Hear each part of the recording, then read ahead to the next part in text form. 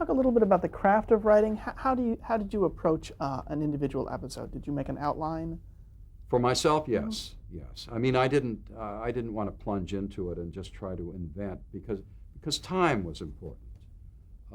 When you're writing an original screenplay, let's say, you can sit down at the typewriter at the computer and you can improvise. You can go this way, you can go that way. There isn't time when you're writing an episode, so you really need an outline. You can change it while you're writing screenplay, but you've got to have a sense of direction. You've got to know where you're going. Do you write one act at a time, or do you write the whole thing and then rewrite?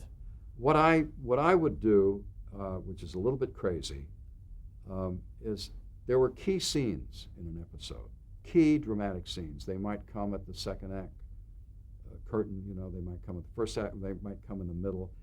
And I would sit down, because I was all excited about those scenes. I would write those scenes, knowing full well that when I started writing from page one, I would probably have to change them.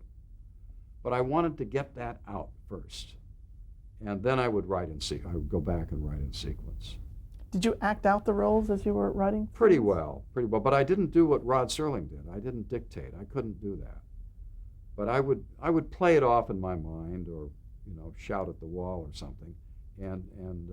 Was it you alone with the typewriter? Yes. Yeah.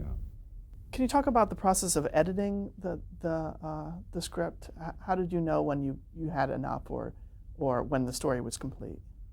Of my own work? Mm-hmm. The best way to do that is to take a look at the last scenes that you wrote, which are usually the last scenes of the teleplay, because you are so comfortable with the characters when you're writing those last scenes.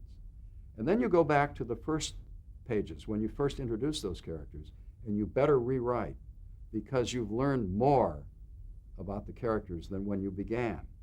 So you want to be sure that the characters are as fully realized as you had them at the end. So you always go back and take a look at those first few scenes in the first act. Editing in television frequently meant you have to cut the thing down to size, because remember, you have X number of minutes.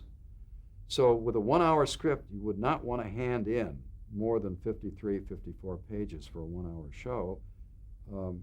That would be, then everybody gets too nervous.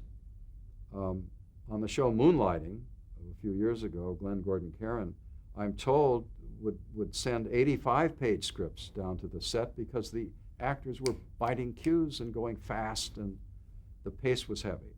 But most of the 1-hour shows, the pace was rather deliberate, and your editing meant a lot of cutting.